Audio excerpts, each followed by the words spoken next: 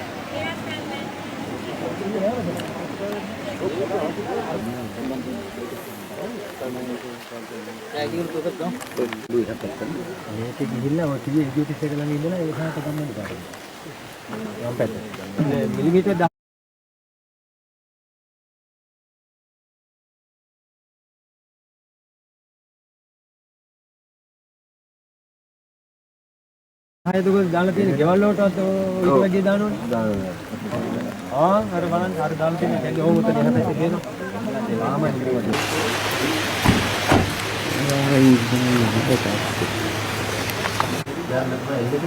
nanti kapan mulai apa mulai lagi rasanya habis rasanya tapi makaran ada ini Jadi ini kenapa ni?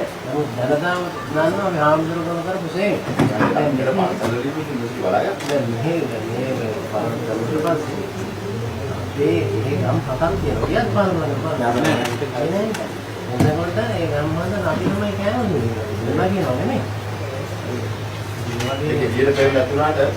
Memang ada yang orang mesti dia orang kata orang.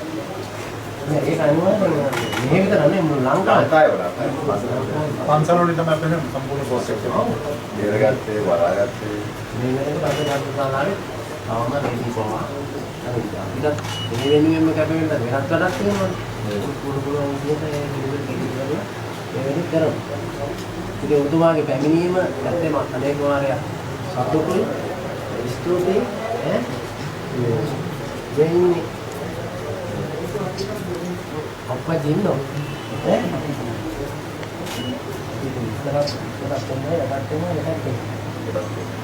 itu matinya ini dia tapi mereka dia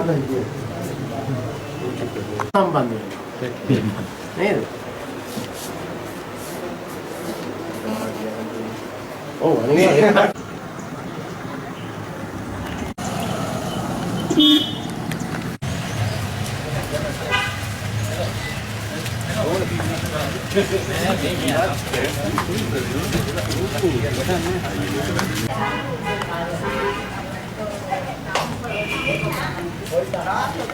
මඩ අවසර මඩ කොට ගිහලා යංගින තැන් වලට ගියා මඩ ගෑරනවා.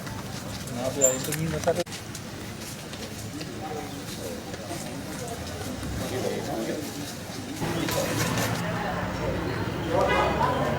මේ කාරණේ සම්පූර්ණ විහිළුවකට අරගෙන. ඒ හින්දානේ තවත් කණ්ඩායමක් ආණ්ඩුවේ කියන්නේ මේක නිලධාරිවක් කියන්න ඕනේ කියලා. ආණ්ඩුවේම තවත් පිරිසක් කියනවා මේකට විපක්ෂයක් කියන්න ඕනේ කියලා. රටේ නායකයා කියනවා ආණ්ඩුවක් කියන්න ඕන නම් උසාවිය යන්න කියලා. ඉතින් මේ වෙලාවේ අපි මේ එකිනෙකාට ඇඟිල්ල දික් කරගෙන බෝලේ පාස් කරගන්න වෙලාව නෙවෙයි. අපි යෝජනා කරන්නේ පාර්ලිමේන්තුවේ තේරීම් සභාවක් පත් කරන්න, සිලෙක්ට් කමිටියක් පත් කරන්න. ඒ පිළිබඳව හෙට පාර්ලිමේන්තුවේදී අපි ක්‍රියාත්මක වෙන්න. ඒ හරහා අපි හොයමු කවුද වගකීම් පැහැර හැරියේ. මොකද බැලූ බැලමට යම්කිසි තැනකින් වගකීම් පැහැර හැරලා තියෙන බවක් බොහෝ ප්‍රදේශවල පේනවා. මේක ප්‍රදේශයක ලඝු වෙච්ච කාරණයක් නෙවෙයි. බොහෝ ප්‍රදේශවල වගකීම් පැහැර හැරලා තියෙනවා. ඒ වගේ මීට පෙර මෙවැනි අවදානම් තත්ත්වයක් ඇති වූවා කියන වාර්තාව ලැබුණු වහම ආණ්ඩුව ක්‍රියාත්මක වෙච්ච ක්‍රමවේදයක් තියෙනවා. හැබැයි එහෙම මේ ආණ්ඩුව ක්‍රියාත්මකුනේ නැහැ.